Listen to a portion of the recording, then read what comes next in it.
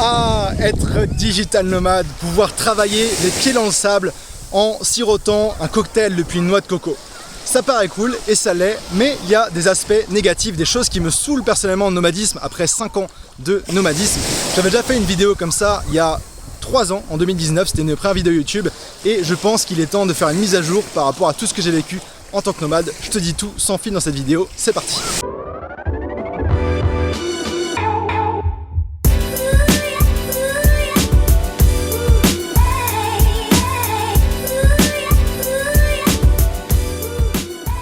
D'ailleurs, si tu regardes cette vidéo, c'est certainement que toi, tu es déjà aussi nomade digital ou que tu veux le devenir. Si c'est le cas, abonne-toi à ma chaîne pour des conseils toutes les semaines sur comment devenir nomade ou alors le rester et profiter de cette vie sans tous les tracas. Bon alors je pense que j'ai bien choisi le timing pour cette vidéo parce que je suis en train de faire une vidéo sur les désavantages de la vie nomade et je me suis installé pour tourner et c'est la pluie torrentielle ici là, alors que je suis au paradis. Donc je pense que ça illustre bien le message, c'est que la vie nomade c'est cool, il y a tout ce qu'il faut, mais parfois rien ne va comme tu veux et il faut s'adapter aux situations. Dans cette vidéo je vais partager à chaque fois un désavantage de la vie nomade, mais aussi une façon que tu peux avoir de compenser ça.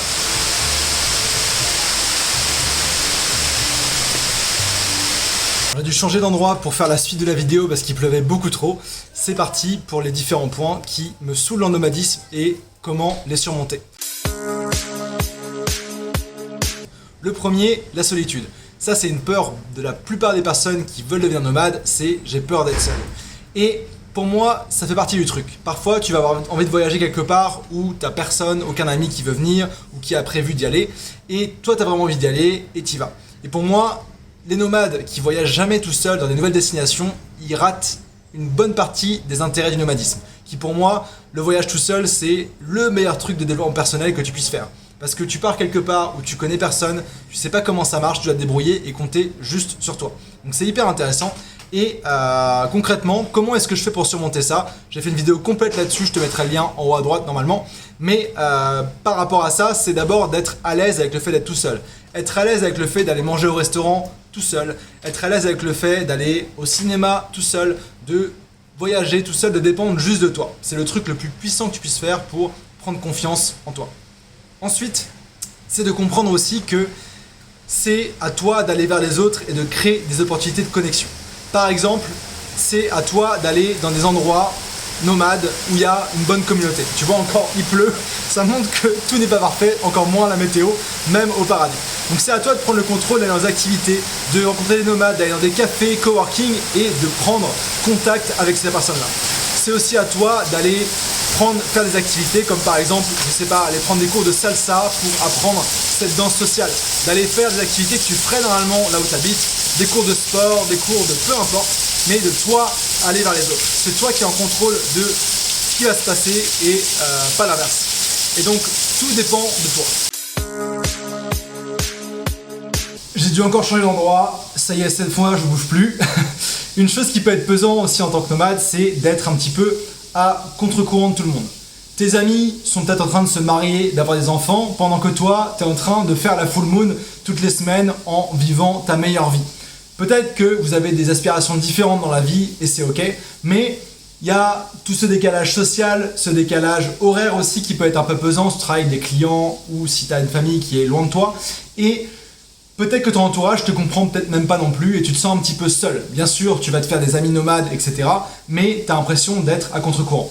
Ce que je me dis quand ça m'arrive, ce genre de décalage et quand ça commence à me peser, c'est que on a fait un choix fort en devenant nomade. C'est le choix d'aller à contre-courant, d'avoir une vie différente et donc pour ça, il faut faire des choix et avoir un quotidien différent. Et en général, quand on est devenu nomade, c'est qu'on a chié, on a passé beaucoup de temps, des années de soirées, de week-ends à bosser sur le projet pour y être. Et donc, ce bonheur, cette vie différente et mieux, on l'a mérité, ok? Et c'est ça que je me dis à chaque fois, on en a chié, on en est là, maintenant on profite et on kiffe la vie. Et c'est en se donnant des moyens de faire des choses extraordinaires qu'on a une vie extraordinaire, donc autant en profiter. Troisième point de la vie nomade qui peut être pesant et qui peut embêter certaines personnes, moi y compris, mais je vais te dire comment je le résous, c'est la relation. L'équilibre en fait plutôt entre travail et voyage. Ton travail, ton activité te permet de gagner ta vie et donc de voyager. Que tu sois employé à distance, que tu sois freelance, entrepreneur, c'est cette activité-là qui finance tes voyages si tu es nomade. Mais en même temps, ton activité, ça te prend du temps et ça t'empêche parfois de faire des activités sur place. Je veux dire, ton activité pro t'empêche de profiter à 100% de l'endroit où tu es. Par exemple, si tu as des appels clients toute la matinée, tu pourras peut-être pas aller avec tes amis faire de la plongée. Parfois, tu vas avoir à faire des appels au milieu de la nuit pour participer à des conférences ou appeler tes clients, etc. Et il y a un peu cette relation d'amour-haine entre le travail et le voyage. À la fois, ça te permet de vivre cette vie, mais en même temps, ça te contraint dans cette vie. Et troisième chose par rapport à ça, il peut y avoir éventuellement du stress financier. Parce que plus tu travailles, en général, plus tu gagnes, mais en même temps, tu as envie d'avoir cet équilibre tout en te sentant en sécurité. Donc par rapport au stress financier, j'ai fait une vidéo sur le budget à prévoir en tant que nomade. Et donc pour concilier au mieux travail et voyage, voilà mes conseils. C'est déjà d'avoir une activité qui te passionne. Une activité que tu ferais même si tu n'es pas payé. Parce qu'en tant que nomade, quand tu vis à 10 mètres de la plage, il faut une sacrée autodiscipline pour te dire ok, aujourd'hui je travaille sur ça, je vais avancer, etc. Ensuite, c'est aussi bien compartimenter la vie pro et la vie perso, même si tout est un petit peu mélangé.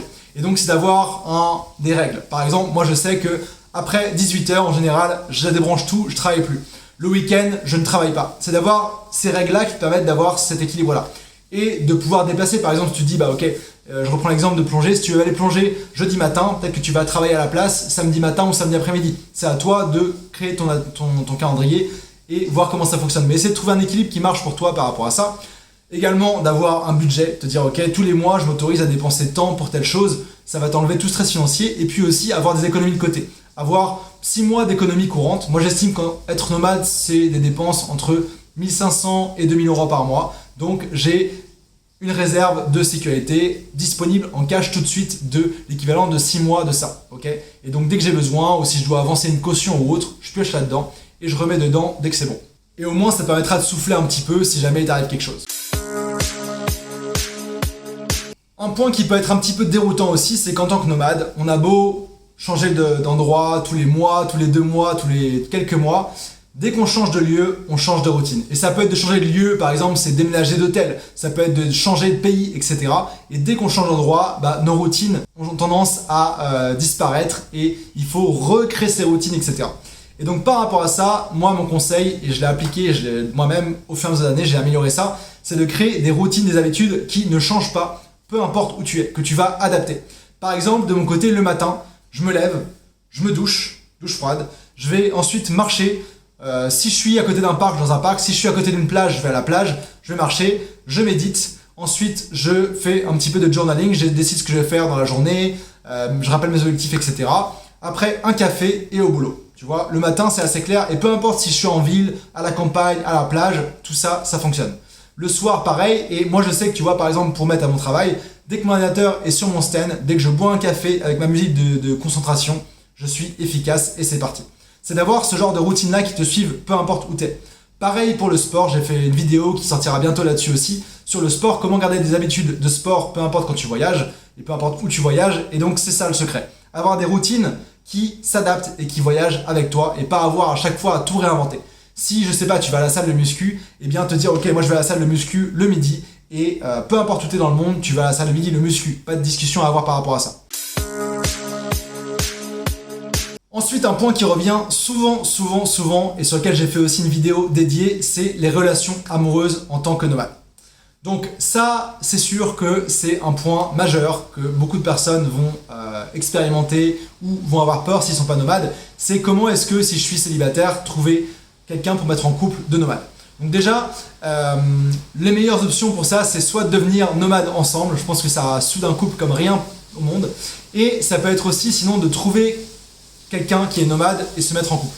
Pour ça, les solutions, et j'ai pas encore trouvé la solution parfaite, c'est de dater que des nomades, ok, pas des locaux, pas des expats, etc. parce qu'ils vont t'ancrer quelque part, dater que des nomades et d'aller le plus souvent possible dans des endroits qui sont des hotspots nomades où il y a beaucoup de nomades, comme ici Copenhague, comme Chiang Mai, Playa del Carmen, Lisbonne, etc. où tu as beaucoup de nomades et de rester quelques mois à un endroit. Parce que si tu veux rencontrer quelqu'un et faire ta vie avec ou être en couple pendant quelques temps, il faut qu'il y ait ce moment en tant que nomade où tu te dis ok, on est assez bien ensemble pour se dire que maintenant on va voyager ensemble.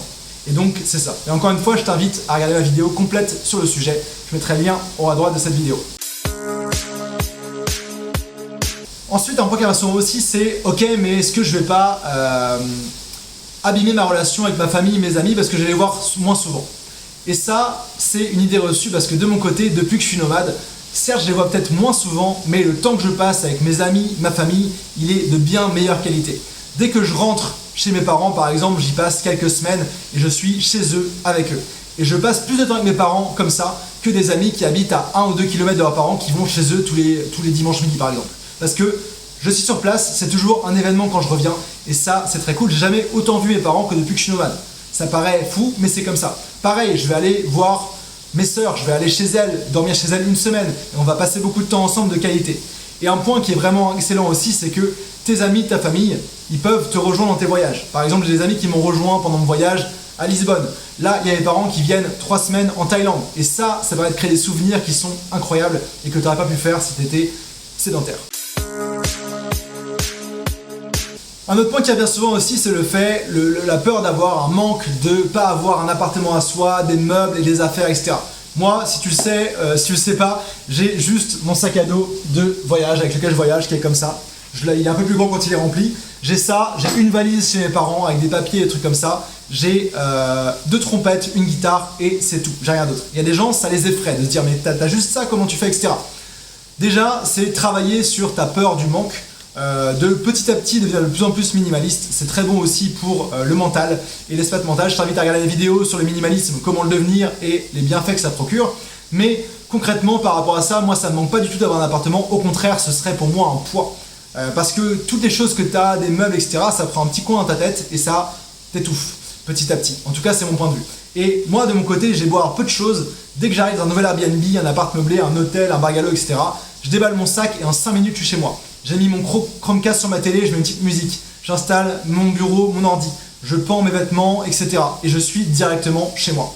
Et aussi, c'est que tu peux être nomade sans être nomade à 100% toute l'année. Tu peux aussi être nomade et garder un appartement quelque part. Je l'ai fait pendant quelques années, pendant environ 2 ans et demi à Montréal, où j'avais encore un appartement, des meubles, mes affaires, même si petit à petit je vendais des choses, je les donnais. Mais tu peux garder aussi un appartement et tu es obligé d'être nomade à 100% du temps. Donc voilà concrètement un petit update de ma vidéo sur les désavantages sans filtre de ce qui me saoule des fois d'être nomade, ce côté un petit peu à côté de la vie normale, mais rappelle-toi qu'on n'est pas là par hasard. Si ça t'intéresse et que tu es nomade, tu as cette motivation que beaucoup de gens n'ont pas de vivre la vie de leur rêve. Et rappelle-toi que le plus grand regret des personnes qui sont sur leur île mort et qui partagent ça, c'est justement qu'ils regrettent de ne pas avoir fait ce qu'ils voulaient faire. On regrette les choses qu'on n'a pas fait, pas les choses qu'on a fait et qui n'étaient pas finalement les meilleures. Au moins on l'a fait et on a 0 regret. Si tu as regardé cette vidéo jusqu'au bout et que tu l'as aimé, je t'invite à mettre un gros pouce pour m'indiquer que ce genre de sujet te plaît et j'en ferai d'autres dans le même style. Je t'invite aussi à t'abonner à ma chaîne pour toutes les semaines avoir des vidéos dans ce style-là, mais aussi beaucoup d'autres choses au niveau du freelancing, la liberté. Et puis, si tu regardes cette vidéo parce que tu es en train de devenir nomade ou tu l'es, je t'invite absolument à télécharger mon guide ultime pour devenir nomade et le rester. C'est un guide de 70 pages, plus de 20 000 mots avec toutes mes vidéos organisées dans l'ordre pour t'aider à avoir cette vie de liberté et l'optimiser au fur et à mesure. Je te dis à très vite, ciao ciao.